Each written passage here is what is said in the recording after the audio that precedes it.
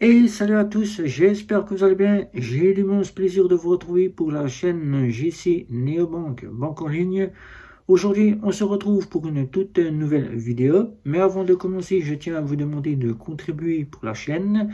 C'est juste en dessous du titre de la vidéo. Il y a un petit onglet en forme de sac. Vous cliquez dessus. Il y a différents articles. Il y a des t-shirts. Il y a des suites à capuche pour ne pas avoir froid l'hiver. Il y a des tasses pour boire le café et le chocolat. Et il y a le sticker de la chaîne. Vous contribuez, vous me faites plaisir. Et moi, je vois que mon travail vous satisfait. On se retrouve donc pour une nouvelle vidéo sur comment mettre en place un compte principal chez Ubank. Vous allez voir tout cela, je vais vous expliquer ma façon de le faire, mais vous allez voir comment faire en France, surtout, car en France on se pose la question. Voilà, donc c'est juste après le générique.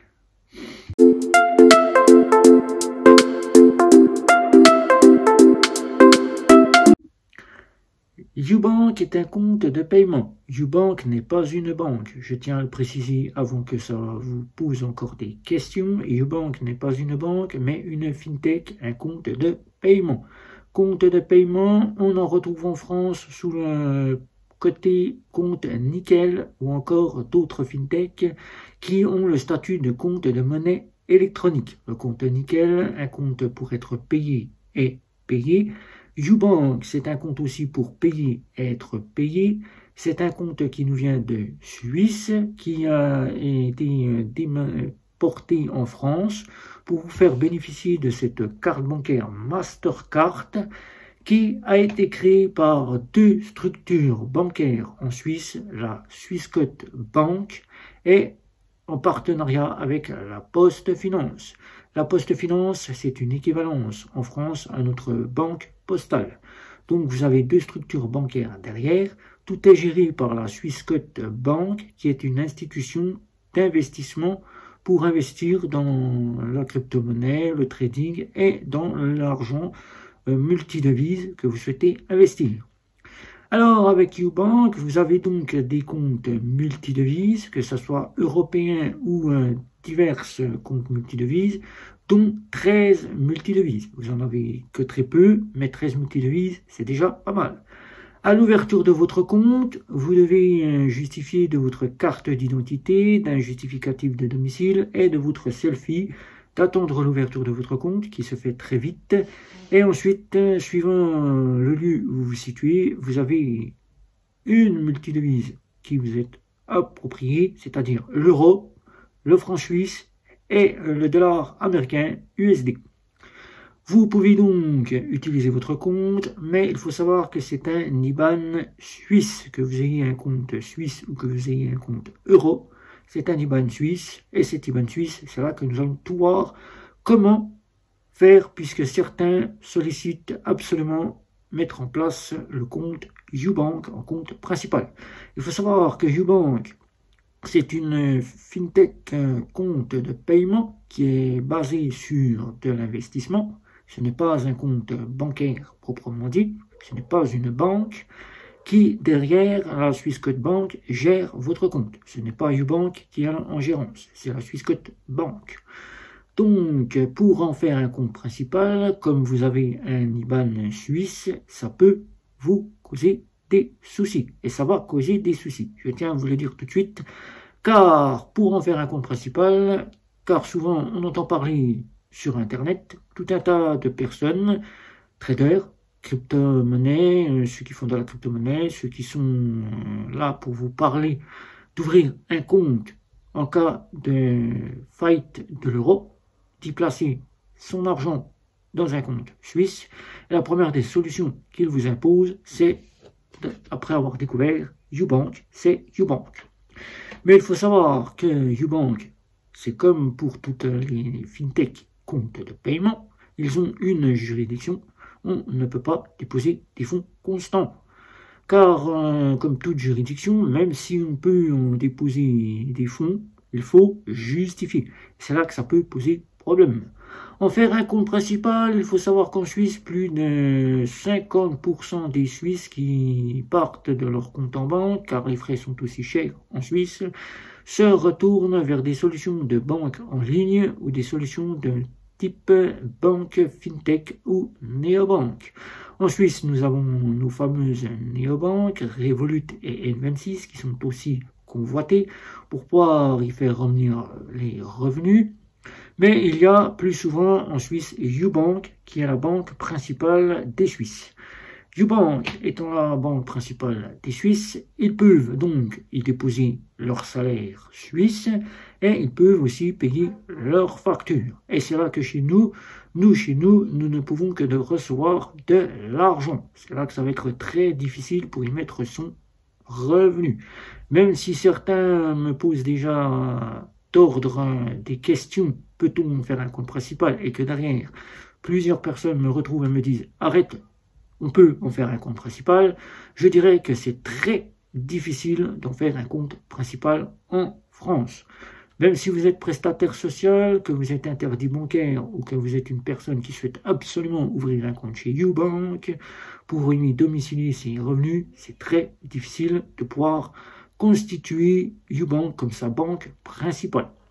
Ubank, tant que vous utilisez votre IBAN, c'est comme pour un IBAN étranger, que ce soit allemand, que ce soit belge ou que ce soit encore néerlandais, en France, il peut s'avérer que vous ayez encore des discriminations.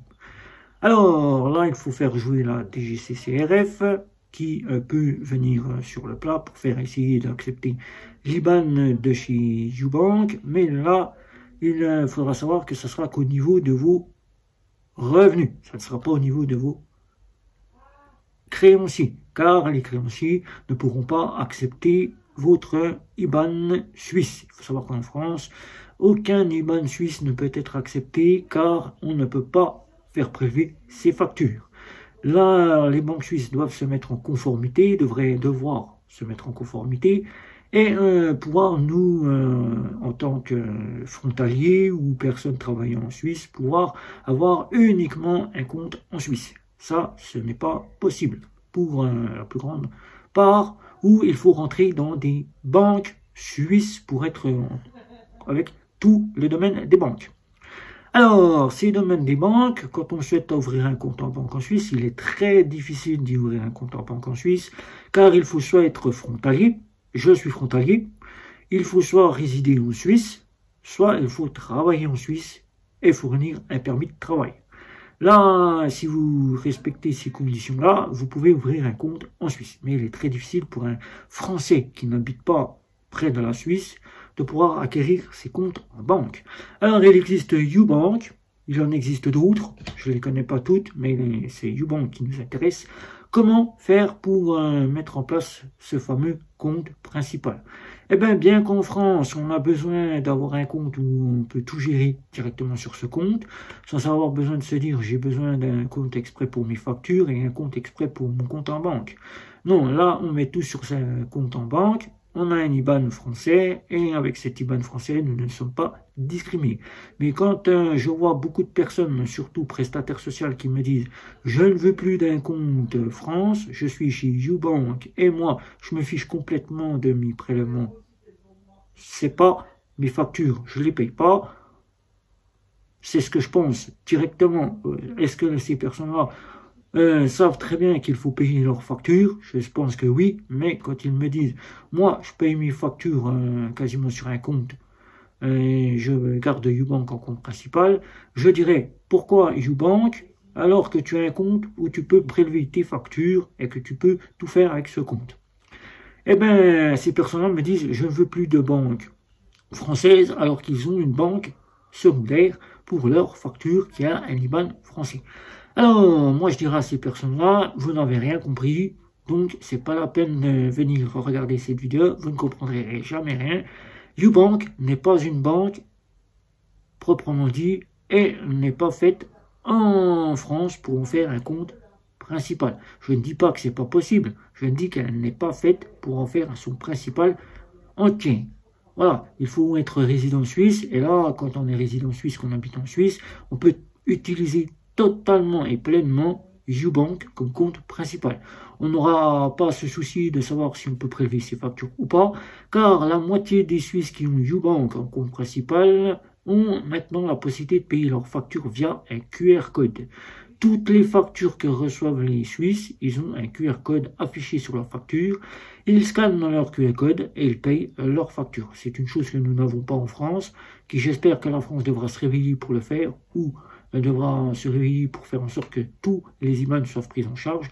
La France a encore beaucoup à faire. Donc, alors, comment mettre ce compte en compte principal? Alors, moi, je vous explique par rapport à ma stratégie, car il faut savoir que Ubank, c'est peut-être celle-là qui est intéressée aujourd'hui, mais il peut s'avérer que ça peut arriver à d'autres néobanques, fintech ou banques. Voilà. Donc, alors aujourd'hui, votre IBAN suisse, qui est le seul IBAN que vous pourrez faire revenir vos revenus, vous devrez essayer de le faire accepter par votre employeur en France, pour ceux qui ont un compte chez Ubank. Il faudra faire jouer la loi de la DGCCRF, la loi européenne qui dit qu'il faut accepter tout IBAN en provenance de l'Union européenne. Il faut dire à votre employeur que la Suisse fait partie intégrale de ce système où elle est intégrée, même si elle ne fait pas partie de l'euro, elle est intégrée dans le système des CEPA. Elle est intégrée dans le système des CEPA où elle doit être acceptée. Donc ils doivent accepter votre IBAN. Les prestataires sociaux. Alors, les prestataires sociaux, tout se joue sur le site de la CAF. Site CAF que vous voyez ici, c'est là où c'est que vous allez devoir enregistrer votre IBAN. Et là, vous allez devoir attendre 24-48 heures pour que votre IBAN soit prise en charge ou pas. Dès l'enregistrement, vous allez vite le savoir si votre IBAN est pris ou pas en charge. Et la caisse d'allocation familiale pourrait revenir vers vous et vous demander de justifier ce fameux IBAN. Donc, à vous de le faire depuis le site caf.fr. Là, vous verrez tout de suite s'il est pris en charge ou pas. Alors, pour les chômeurs, ceux qui sont à France Emploi, puisque maintenant nous n'avons plus France Travail, c'est France Travail, nous n'avons plus Pôle Emploi. Hein. On a encore du mal avec ce France Travail, on appelle ça souvent France Emploi, on appelle souvent Pôle France, on appelle tous les noms, c'est France Travail. France Travail qui est la continuité de Pôle Emploi, on change juste le nom mais rien ne change. Seules quelques règles s'endurcissent, mais rien ne change au niveau de France Travail. C'est toujours le bon vieux Pôle Emploi que nous avons connu. Alors, il faut le déposer via votre Pôle Emploi, votre France Travail. Vous allez le déposer là-bas. Et eux devront faire en sorte qu'il soit accepté, ils peuvent vous demander pourquoi vous choisissez un IBAN suisse. Pourquoi vous choisissez un compte suisse alors que vous avez très bien le compte nickel qui est le plus souvent sollicité par ces organismes-là. Et là, vous pourriez simplement leur dire que vous ne sollicitez plus être en banque en France. Sans je vous justifie. Il ne faut pas vous justifier pour la raison. C'est votre raison à vous. C'est vous qui êtes maître d'aller où vous voulez. Là, une fois que c'est accepté, pas de souci. Vous allez devoir attendre que vos revenus reviennent. Là, il n'y a pas de problème. Qu'en est-il des prélèvements bancaires? Et c'est là que vos créanciers doivent être payés. Et oui, il faut les payer, car si vous ne les payez pas, vous allez pouvoir vous voir sans compte, sans loyer, sans appartement, sans électricité, sans internet, sans mobile non plus, et être interdit de tout. Alors il faut les payer, et là la seule solution qui existe, c'est la première que je vais vous donner, c'est la solution la plus connue. Et ça, c'est entre vous et votre créancier qu'il faut voir, c'est demander l'IBAN de votre créancier si celui-ci est prêt à vous remettre son IBAN et de lui faire un virement. C'est pas par vous-même, c'est vous qui faites le virement et c'est vous qui allez envoyer votre loyer à votre... Vous n'avez pas trouvé? Ben non, à votre propriétaire. Voilà, vous avez bien trouvé. Vous avez bien trouvé à force, je vous ai donné la solution, c'est votre propriétaire. Votre propriétaire devra vous remettre son IBAN. S'il accepte de vous remettre son IBAN, vous allez devoir chaque mois préparer un virement ponctuel, automatique, qui parte directement chez votre propriétaire ou votre agence de location. Si vous habitez dans un appartement, que vous louez ça à une agence, vous le faites, vous leur demandez si c'est possible de le faire. Si ce n'est pas possible, là, la deuxième solution, c'est la solution que je vous ai déjà donnée, en cas où l'IBAN ne fonctionnerait pas sur certains sites qui seraient discriminés. Là, c'est la solution qui ne sera pas prise en charge puisqu'il n'est pas valide. Il ne peut pas être pris puisque le SEPA n'est pas actif dessus. Donc là, la seule solution, c'est votre carte bancaire. La seule et unique solution, la carte bancaire. Je souligne bien, je la fais bouger pour que vous voyez bien, c'est la carte bancaire. Et oui, la carte bancaire, il va falloir mettre en place cette solution. Et cette solution, c'est de vous rendre sur chaque partie de vos créanciers, site internet, et de voir s'il est possible de payer par carte bancaire. C'est la seule solution. Votre propriétaire, si lui, c'est un propriétaire privé, qui n'est pas une agence, voir avec lui si vous pouvez mettre en place un prélèvement via son IBAN. S'il vous remet son IBAN, il n'y a pas de souci, vous pouvez le faire. Sinon, de retirer de l'argent liquide et de le payer en liquide, c'est la seule solution.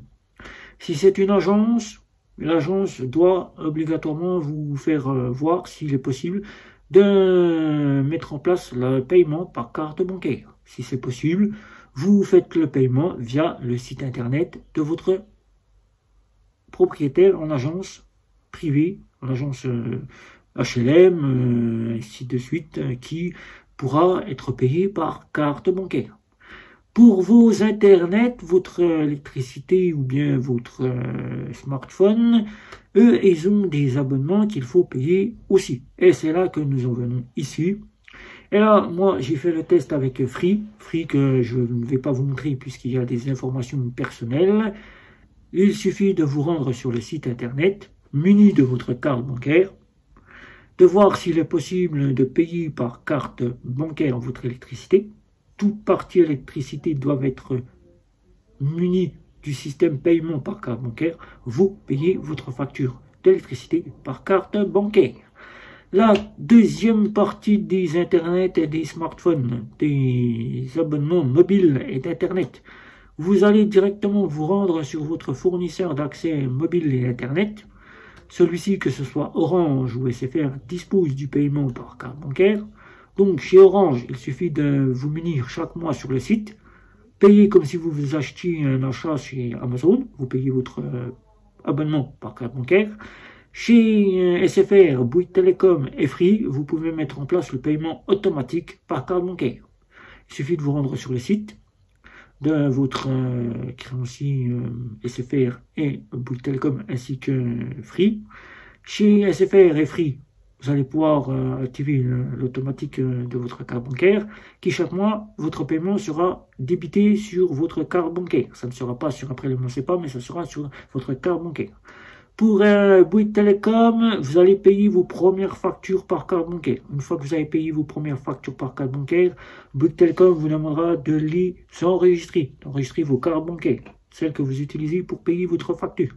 Une fois que votre carte bancaire est active, qu'elle est enregistrée sur le site de Bouygues Télécom, vous allez devoir contacter Bouygues pour que Bouygues fasse le nécessaire et vous supprime le prélèvement SEPA. C'est-à-dire qu'elle vous désabonne du prélèvement SEPA. Mais rassurez-vous, le jour où vous devrez revenir sur le prélèvement SEPA, vous pourrez le faire à partir du site Bouygues Télécom. Vous pourrez revenir comme bon vous semble, quand vous en aurez besoin, sur le prélèvement SEPA. Si un jour Ubank venait à vous donner un RIB français, ou un RIB qui soit bon pour faire les prélèvements SEPA, vous pourrez revenir sur Bouygues Télécom et le faire depuis Bouygues Télécom, sans avoir besoin de vous connecter par téléphone et de demander à un agent qui vous le fasse. Vous pourrez le faire vous-même.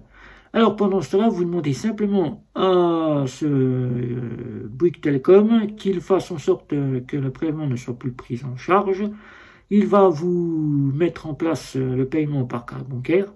Si votre carte bancaire est enregistrée, c'est bon, c'est votre carte bancaire qui va payer chaque mois votre prélèvement. Si celle-ci n'est pas quasiment enregistrée, il va falloir que vous alliez le payer via l'appel téléphonique ou directement sur le site avant que la date arrive à l'échéance. Voilà. Donc, c'est les seules parties que vous allez devoir le faire, c'est la carte bancaire pour payer vos factures. Qu'en est-il des impôts? Et là, les impôts, c'est là que la plus grosse partie, et la plus grosse partie est très embêtante. Les impôts, ils ont besoin d'avoir un IBAN, et cet IBAN suisse ne pouvant donc pas être actif, eh bien, il va falloir contacter votre caisse des impôts et leur demander si vous pouvez laisser votre IBAN, et s'ils disent oui, que vous avez un IBAN ancien et que vous pouvez le laisser et que vous payez tout par carte bancaire, là, il n'y a pas de souci, vous le faites par carte bancaire. Mais sinon, il faudra quasiment vous trouver une solution pour pouvoir payer vos impôts, car vous ne pourrez pas le faire depuis YouBank.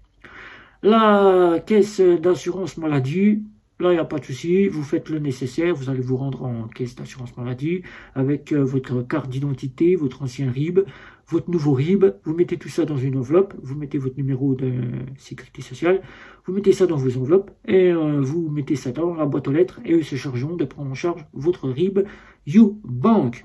Alors, ce fameux RIB, pour ce faire, il va falloir le construire. Le construire, c'est vous qui allez le faire.